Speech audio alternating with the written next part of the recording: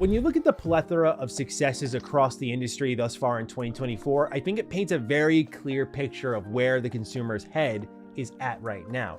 You look at big sizzly games like Suicide Squad, the DC property, AAA budget, it's rock steady, and the game is flopping, not only critically, but commercially, fan reception wise. And I don't mean to beat up on that game, but it's a perfect example of a game that just didn't reach the mark of quality, whereas you have other games like Palworld, Helldivers 2, Enshrouded, bubbling to the top. These games that are offering more for less, and while they may not be at the full AAA budget, they're getting creative with their budget and offering players new, fun options. And so their successes aren't just random things that are happenstance. It's because the consumer is tired of the false promises made in AAA and the missed deliveries, and now are looking elsewhere. And it's why these smaller budgeted projects are bubbling to the top. People want new ideas or consistent quality. Best of all, both.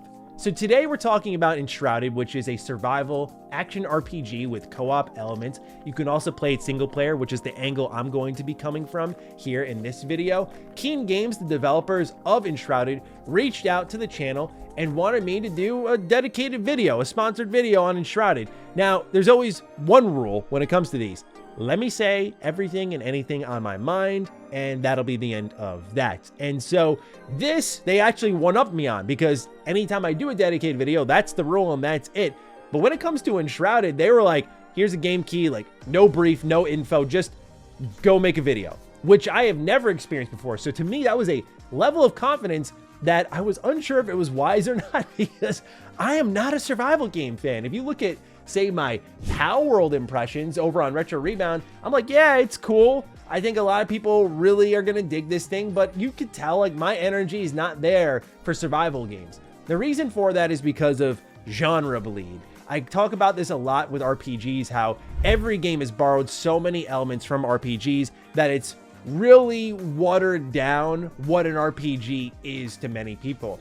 Every game has a skill tree, a skill system, leveling up, all that fun stuff. And while I enjoy those elements being incorporated to other games, it definitely makes it for when I review RPGs, they have a major uphill battle, because now they have to do more. If everyone's borrowing from you, how are you evolving so now you're creating new ideas to be borrowed from? Survival, though, is the biggest victim of them all when it comes to genre bleed. I just played Final Fantasy VII Rebirth for my impressions on Retro Rebound, and you'll see there, I'm picking up a ton of materials, I'm crafting things with the items transmuter.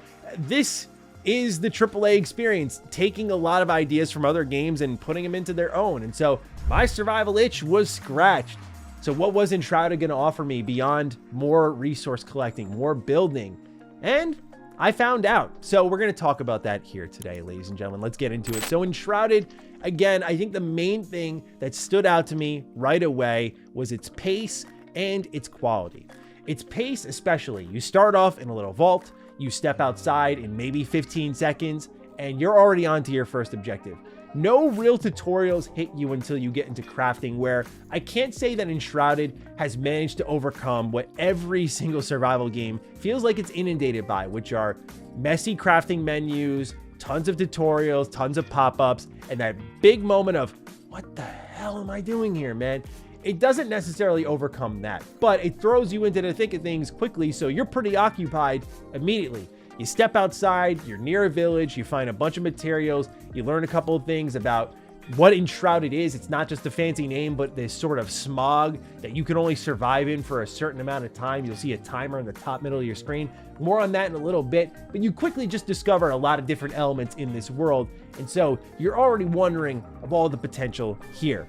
So you establish your base and it's time to get going. This game gives you quests. It is an RPG at the end of the day, and it's pretty by the numbers off the rip. You're going to be grabbing materials and you're going to be building baby's first sword, baby's first axe, baby's first pickaxe. I'm like, okay, cool. What is this game going to do? I'm not trying to be impatient, but like, what is this game going to do that's got so many people talking about it?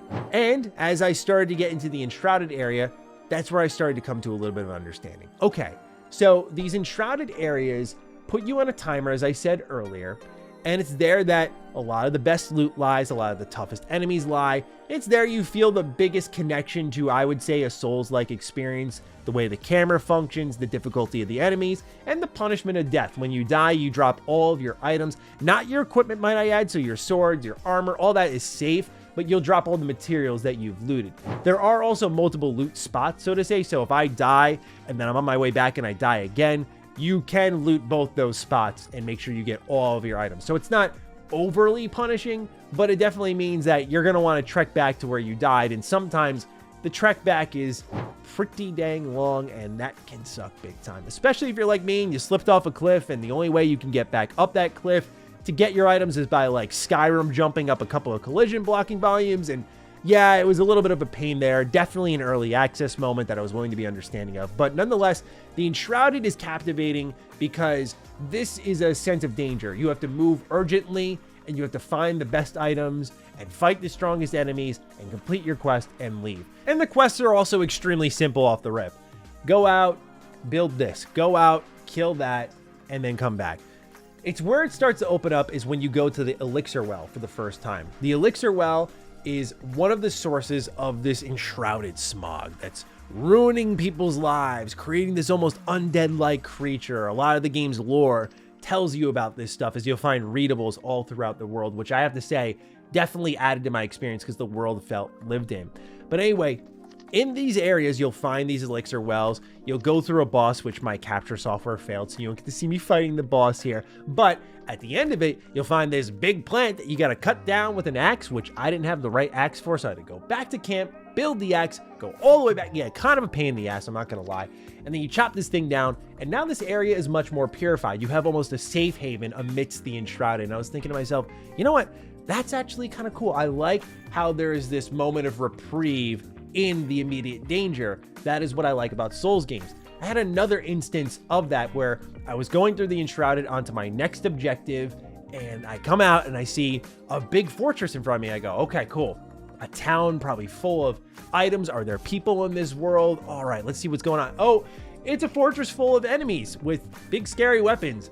And so they immediately started to take me out. But this is one of my first complaints of the game, and I think the build crafting here is great, especially if you're playing in co-op. The skill system lets you go 12 different ways, 12 different classes. For me, I was making sure I was focusing more on what I would call a warrior type build. Heavy damage, you can unlock this move called the Merciless Attack, where if you stun your enemy, you press Y, it's a little bit of a janky animation. You do a ton of damage pretty much. So that's the build I was focusing on, but you can focus on stealth, or you can get a wand and focus on magic, or you can focus on bow and arrow and much more. So there's a lot going on here with the build crafting, but the combat itself, I don't want to say it feels bad, but it feels off is how I'll say. Like the timing of response when you press a button, and the movement, and the animation quality, like it's there, it's slick, it's good. It's fluid even, I would say. But it's the impact, the damage dealt, the enemy patterns, and the sort of wishy-washy 1, 2, 3 by the numbers approach to the combat that I think makes it not as fun as it could be. So what'll happen is an enemy will run at me, he'll do his set of 3 attacks, I'll run in, hit him 3 to 6 times, bob out, let my stamina restore, and do that over and over. In one-on-one encounters, this is fine. It works when it's like 1-on-3, it's drawn out, tiresome, and quite frankly, it's pretty boring. Thanks to the skill system, it will get better over time, but definitely an initial go. What I'm trying to emphasize here for those of you who are like me, and you're not really sold on early access, and you're not really sold on survival games, I don't think Enshrouded really did much to make me go like, oh, this is what I've been missing in survival games. What it does, which by the way, very much understandably so, speaks to a very big audience, is it does a lot of the things that many developers, both AAA and early access, even AA, have missed, and that's nail the quality for most of these items on the list. Exploration is meaningful, and you get cool ways to get about. You can unlock a glider, you can unlock a grappling hook. This allows you to traverse the world with more ease. So there's this bridge that I needed to cross, and instead of going underneath it through the Enshrouded and then back up on top, now you just throw out a grappling hook and off you go. That type of stuff is great, right? Thoughtful design. Other things, like how the building is fully fleshed out. You can create, I'll say Fallout 4, your own buildings, your own constructions. Then you can fill them up with workbenches, which let you build more things, and kilns, which let you build more things. And there's just building and building and building on top of that. So what you could have in co-op is like I call it the stay-at-home mom player who just chills at the base, takes all the materials, makes something of it, and then you got like the action bros and sisters who just go out into the world and beat the snot out of things, bring all the materials back to base, and let the stay-at-home mom do all the hard work of building this base up to be a great home to live in. But seriously, like that I could see being a really great flow for this game because there's a lot of tasks on hand for everybody. When you're playing it individually, I found myself really wanting to just get out into this world more and spend less time crafting. And you could do what I do, which is like the very bare minimum undecorated apartment approach of like, hey, I'm just throwing down my workbench. I'm throwing down a chest to store stuff in. I brought this key NPC here. Okay, see it. And that's it. So as you go throughout this world, you're going to find various people that you can unlock is how I'm going to describe it. Like you'll take out a summoning staff and then you'll literally summon them to your camp. So the first one you get is a blacksmith, and this individual is going to teach you a lot of the ropes with the game. And this is done by slamming you with a ton of quests at once, which again, I don't think this game does a good job of overcoming that pretty big hump that I think survival games have, which is just like, instead of throwing the whole kitchen sink at someone, maybe let's do this in a little more gradual, thoughtful way. Instead of like, hey, you've seen this before, here you go, screw it, there's like 4 quests, have fun, get all these items that, by the way, you're gonna need sub items that we're not even gonna tell you about to go figure this all out. It's frustrating, it's annoying, and I wish this game did it a little bit better. Still, this individual who is a blacksmith will show you the ropes, and that's how you're gonna kind of string together your first set of quests as you progress through this world. And this is just what I'm showing you, one of multiple biomes. This game is positively huge. If you look at some of the Steam reviews, people have spent over 100 hours on this game to beat it, and it's not even done yet. So yeah, when you look at the $30 price tag and you look at what's there in terms of quality, I understand why people are going to this. I will just say, in all honesty, I think if you're like me and you're not a big survival head, I don't know if this game's doing enough to pull you in, but for those who are big fans of the survival genre, and make no mistake, survival is massive. If the whole day before catastrophe taught us anything, it's that even a clear scam like that, people were hungering for a AAA level kind of survival game. It became the #1 most wishlisted game on Steam, which is insane to think about, right? But people love these types of games. And I look at now these 2 early access survival style games we got, Power World and Enshrouded. If you were to ask me personally, I think, you know, Enshrouded definitely more up here compared to Power World, especially in the terms of feeling complete. I think the reason people are more than willing to spend their money on Enshrouded, from what I've experienced, is you could have passed this by as like a full finished product outside of just being able to explore more of this world. It is pretty incredible how much you get here for $30, and especially when it all works just fine. Is there a moment here or there that I feel it's rough around the edges in combat, in those moments where you're like accidentally slipping off a cliff? Yes, absolutely. But as I was playing through for multiple hours, I often forgot, like, hey, this is in early access. So I think the price proposition is fantastic. I think what they offer here is pretty good. I just don't know if you're like me and not crazy about survival, if it's going to pull you in. But if you do like survival and you've been sort of holding off on Enshrouded, I will just warn you, I could see this game absorbing a lot of your time. The crafting's all there, the equipment system's there, the RPG systems are there. It definitely is a kind of do everything game. And I respect the ambition here from Keen Games. You know, this isn't, again, like we've talked about with live service and multiplayer and survival style games that have come out from AAA. This isn't an absolutely gargantuan team packed with thousands of developers, right? This is impressive to see a team swing this big this early into its life cycle. And so, yeah, do not sleep on Enshrouded is what I would say. I'm not going to sit here and pretend I loved everything about it, just like I didn't pretend I loved everything about Power World because it was the new little sizzly game on the market.